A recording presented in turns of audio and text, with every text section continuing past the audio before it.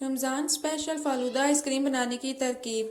اجزاء: انگریڈینٹس: دودھ میٹھا کیا ہوا 1 لیٹر، روز ایسنس چائے کے 2 چمچ، کریم آدھی پیالی، پستہ اور بادام آدھی پیالی، فالودہ بیج کھانے کے 2 چمچ، روز سیرپ حسب ضرورت، ونیلا آئس کریم 200 ملی لیٹر، فالودہ سوئیاں 1 پیالی۔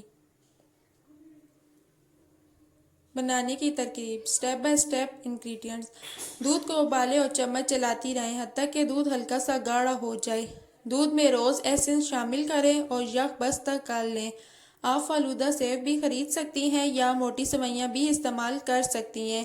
سوئیوں کو ابال لیں اور ایک طرف رکھ دیں۔ فالودہ بیج تخم ملنگا کو 2 سے 3 گھنٹے کے لیے بھگو دیں۔ پیش کرنے کے لیے لمبے گلاس لیں، 1 چمچ روز سیرپ ڈالیں، تھوڑی سی فالودہ سوئیاں ڈالیں اور ان پر 1 چمچ فالودہ بیج ڈالیں۔ اس میں 1 پیالی میٹھا کیا ہوا دودھ شامل کر لیں۔